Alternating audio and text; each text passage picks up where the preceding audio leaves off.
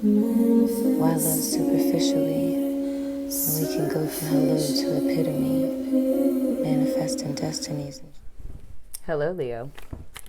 Welcome to your September 2018 love reading. Welcome, welcome one and all. It's a pleasure to be here. Well, I think you should probably say that, or it's a pleasure to be here with you, nonetheless, whatever the case may be. You know the same old jam here, you know how we do it. We do 3 cards for the sign that I'm reading for, and then we do 3 for your cross watcher, your lover, your partner, whatever you want to call it, the person that you're loving on in the month of September. Only thing that we're doing a slightly different is because I have 2 love oracles, so instead of, picking 2 cards, we're going to do one overall energy from the Whispers of Love deck, because it sounds like a romance novel. And then we're going to do 2 romance angels. One for you and one for your cross-watcher person. You know what I am saying and what's not or whatever. Let me adjust my hat. Fix my hair. You know what I'm saying? Sorry if you hear a little static there. You know? So we're going to do 2 of these. One for Leo and one for their cross-watcher. This should be interesting. All of the readings so far have been totally talking about you guys individually and not that it's not talking about romance, but it's more talking about what you need to do to make your romance better. Let's see what's going on with Leos, though. You guys always have really good reads with me. Spadoodles. I feel like singing. I don't have anything to sing, though. All right. 1 card for Leo's overall love energy for September. Hey, September. All right.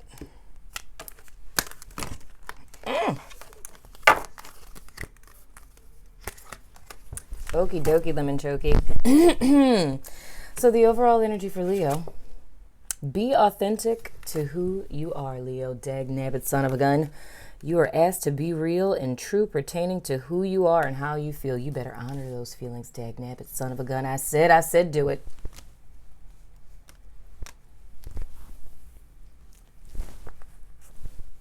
Central energy. The Page of Wands. Past influences for Leo, by the way, is the Emperor. Interesting. Going forward, we have the King of Wands. This is very interesting. There's this whole energy thing that's going on where I've been telling the same story for the last couple of readings. But, this isn't the same story. It's the same concept nonetheless.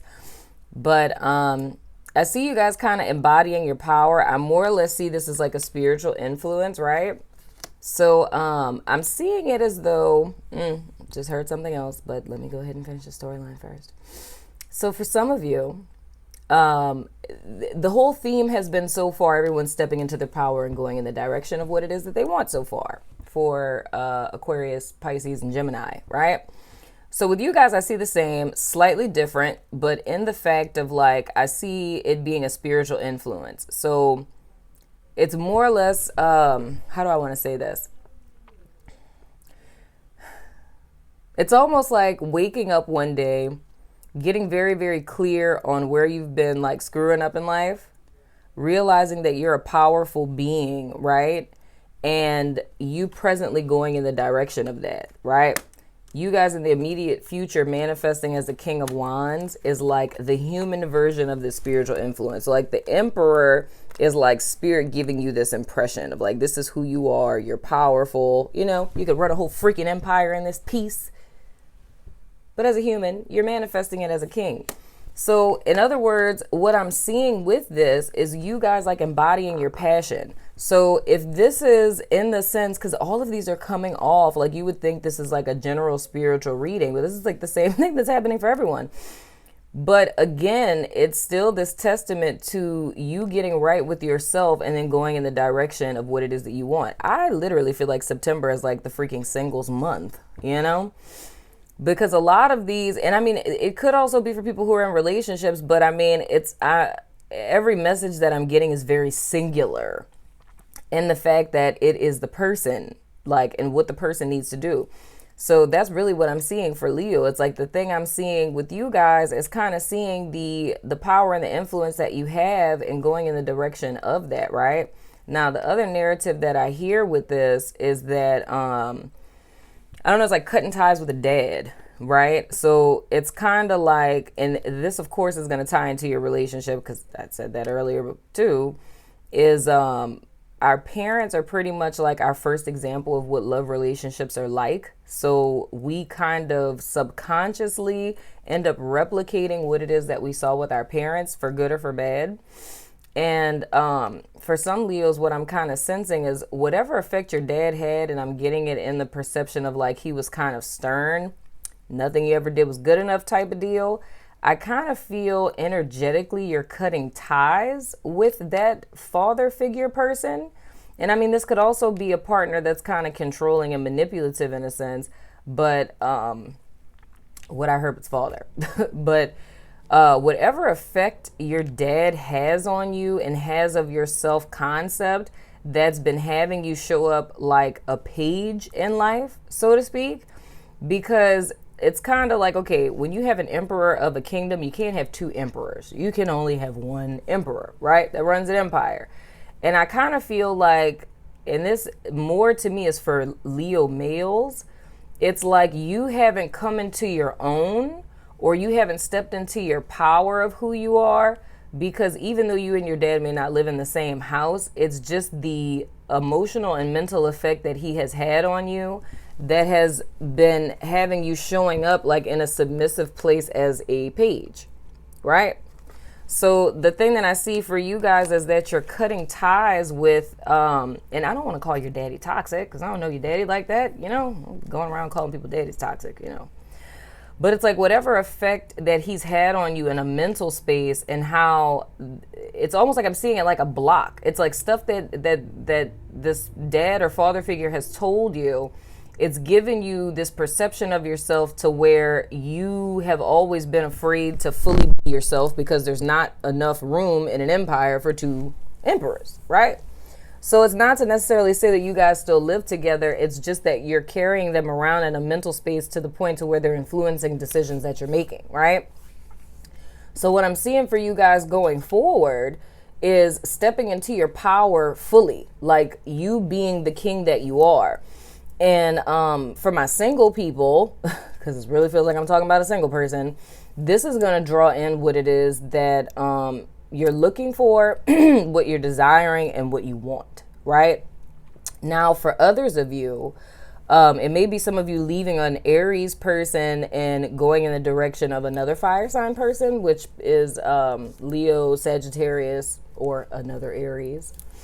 And it's not necessarily this person's like a step down per se. It's just I feel like they're more personable. They're more relatable as compared to this other guy. Like, I feel like this person that you left in the past, it's not necessarily that you guys were freaking battery.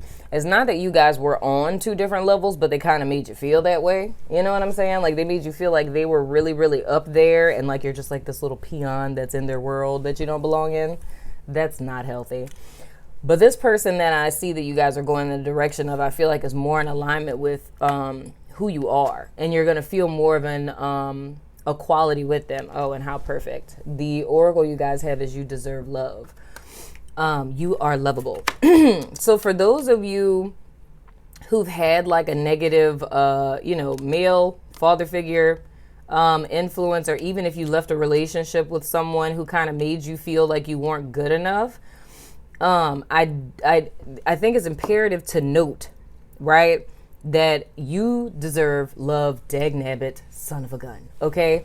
Don't ever allow another person to determine how it is that you feel about you, right? And then going back to our overall energy, which is be authentic to who you are, it's like, it's time for you to step into your power and fully embody yourself, right? Because for those of you that are single, and even those who are in relationships, it's like you're not going to be happy in a relationship if you're not able to fully embody yourself. It's like if you are a whole king out here and you walk around like a little page, you know what I'm saying? It's like you're not authentically connecting with people. You're not, and especially if you're dating, it's like you're not showing up as who you are, so you can't connect with the right person because, and this is kind of something that hit my head the other day, is that sometimes in our attempt to hide the ugly, we also hide the beautiful, right?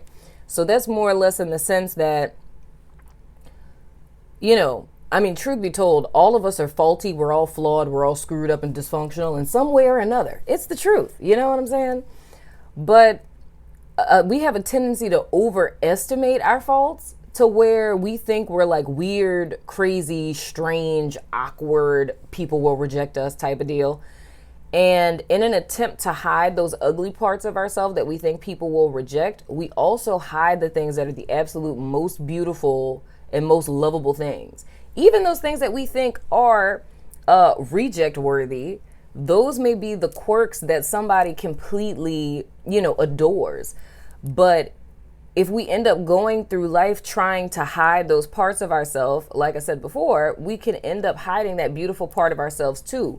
Whether that be also hiding the beautiful parts or the parts that we perceive to be ugly are actually the beautiful parts of ourselves that we're hiding.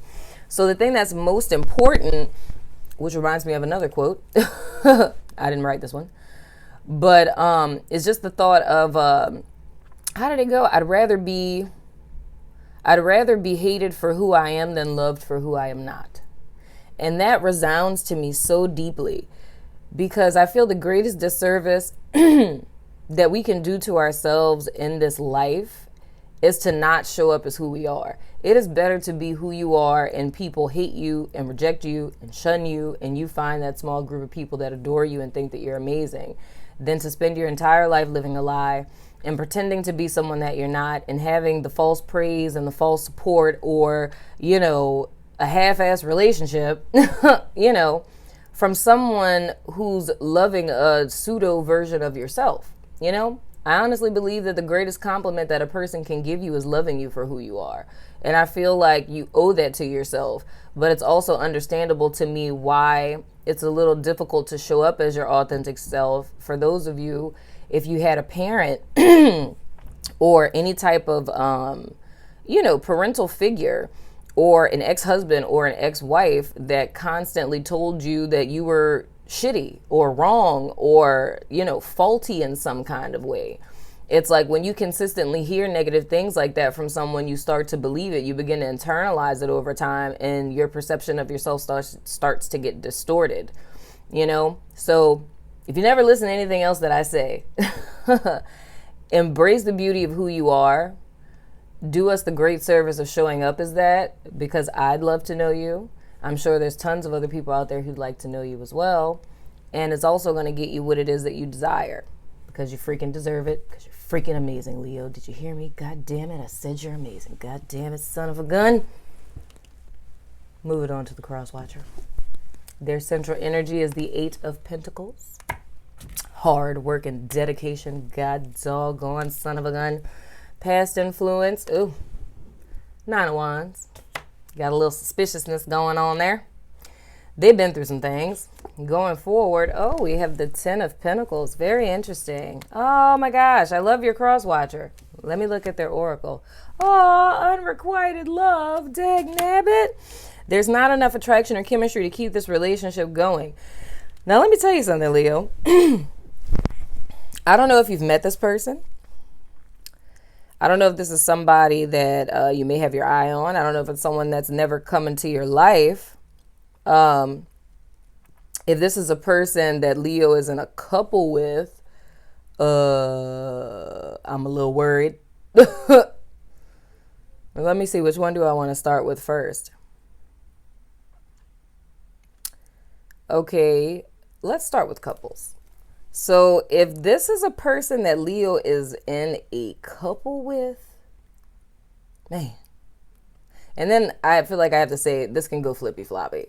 So, because I've been hearing this a lot. The first row, my intention is to read that for the sign I'm reading for. The second row, my intention is to read it for the cross watcher. But I've been hearing through the grapevine, which is not really the grapevine because it's in all the comments. You can go back and read them if you want to be nosy because, we all want to be nosy sometimes. But a lot of people tell me that it's flippy floppy. That sometimes the way that it resonates with them is that, what I intend to be the cross watcher sometimes is the sign.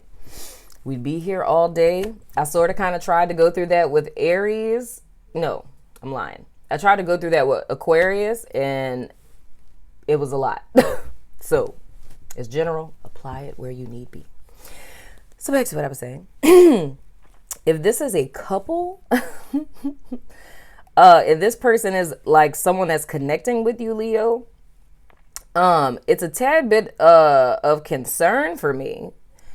Because this would more or less be this person who's showing up as this emperor in your life, and I'm saying this because of this whole unrequited love situation. But the thing that I can tell you, that if this is a person that you're in a relationship with that you're not happy with, and they're kind of like, being abusive, I'm just going to say it like that, because that's how I'm saying it. So it's like if they're being like manipulative or icing you out and just doing really like emotionally abusive, toxic type of stuff, talking to you any kind of way. One thing I can tell you, don't really know if you'll care, but it's because they've been through some stuff. It's like they're very guarded. Cross watcher, don't take offense, because this ain't necessarily about you if you cross watching because you're in love with a Leo. So just, okay. Anyway. But yeah, so they've been through some stuff in their past. They've been through some things that's made them extremely guarded, and the way that they feel safe and are able to protect themselves is by gaining power and dominion over people. Okay? So them being in a position to where they can provoke insecurity in you to make you second guess yourself, which kind of makes you put your, like, disempower yourself. So it's like you going from a king to a page. So you disempower yourself by giving them the power, because they're giving off the impression as if they know better than you do, and like they're trying to help you and they can guide you or whatever. But that's not necessarily true. But the whole reason why they're doing that is because it's like it's old wounds of theirs, and this is a defense mechanism. So them putting themselves in a position to where it's like an uneven dynamic in the relationship, where they're in power and you're like the subordinate. That's how they prevent people from leaving them. But it's not really helpful, because that's actually what makes people leave them. You see how that works with those little faulty defense mechanisms we have? It's like we inadvertently end up creating the main doggone thing we was trying to avoid. They trying to avoid abandonment, and you're making people abandon you, making people just go leave you behind. You know what I'm saying? Ain't nobody got time for that foolishness. So that's why the love is unrequited. It's not because you don't deserve it. It's not because you're not lovable. It's just this person guards their heart because they're afraid of loving. They're afraid of opening up and becoming vulnerable, because it's a fear that, they'll be taken advantage of and ultimately abandoned, right? Now, what I do see for this person is, and this is me staying with the same narrative of if this is a Leo person that's with someone that's not treating you so hot, what I'm seeing for them is it's also a level of being emotionally unavailable because they throw themselves in their work. So one thing I can say about them is their money gonna be right, because the only thing they're really focused on is their money, because they're not trying to be vulnerable to open up. You know what I'm saying? Like, that's not something that behooves them. So it's more or less, and I was having this conversation with my friends the other day, and I kind of mentioned this in the other reading. It's like, we have a tendency to, like, if we're trying to avoid stuff in our life, and sometimes people who are super productive, and not saying all people that are productive are like this, but just follow me. But sometimes we'll end up working on things that we know that we can control, right? So your money, your career, that's something that you know that you can control. So if you're terrified of being vulnerable, right, or taking a chance in relationships, because, love and all relationships are, in essence, taking a chance. You're doing something that doesn't have a guarantee, because we never know how love's going to work out. We're always, hopping off the cliff and taking a risk, But something that we know we can have control over is our career and our money. Because I know if I go to work and I put my time in, I'm going to get my check, right? Or if I work really hard to make partner, I'm going to make partner because I do what's required to get it. Now, with love, we don't always necessarily get that exact, reciprocal return on what it is that we invest into it. And I feel in a sense with this person, and this is specifically for Leos that are with a person that they're aware is like this. It's kind of like, I feel like Spirit is showing you this to let you know that this love that you're not getting from them, it is not a reflection of your worth. It is not because you're not good enough. It's not because you're not doing enough. It's, none of those things. Even the little bullcorn that it is that they're telling you that's making you want to make yourself very small and hide the beauty of who you are. Their issue has nothing to do with you. Their issue is their issue. It's things they've been through in their past and the fact that they don't want to be vulnerable. So they put their time, energy, and effort into things that they know that they can control, which would be people who let them control them and their money and their career. Okay. Now, for my regular cross watcher people that are not, being mean to Leos and whatnot, what I'm kind of seeing for you guys is a similarity between you and this Leo person that you have your eye on.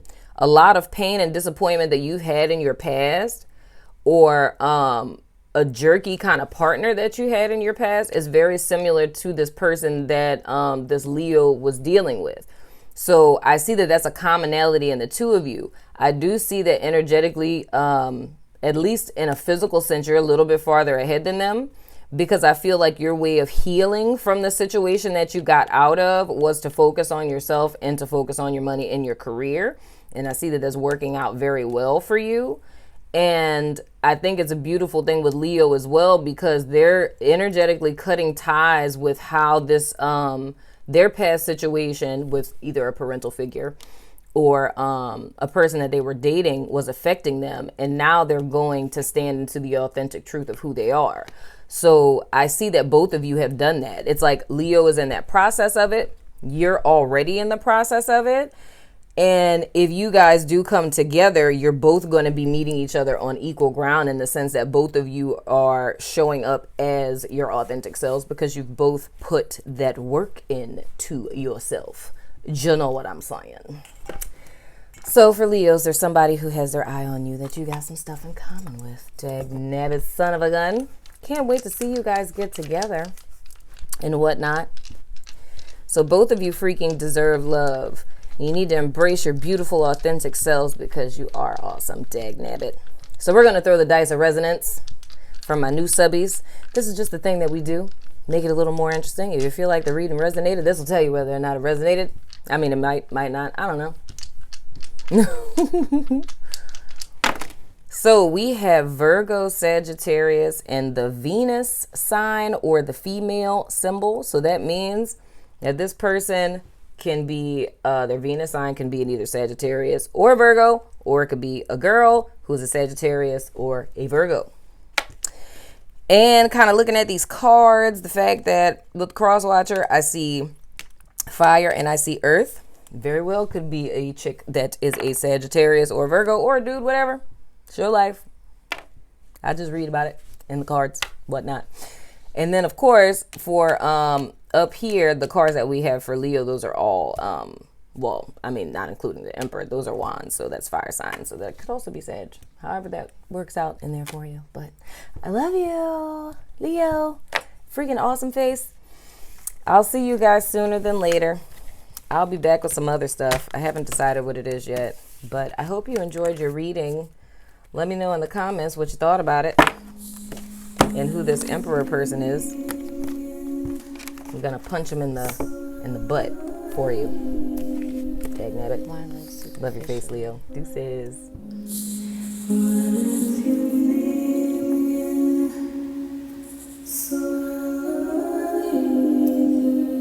Why live superficially?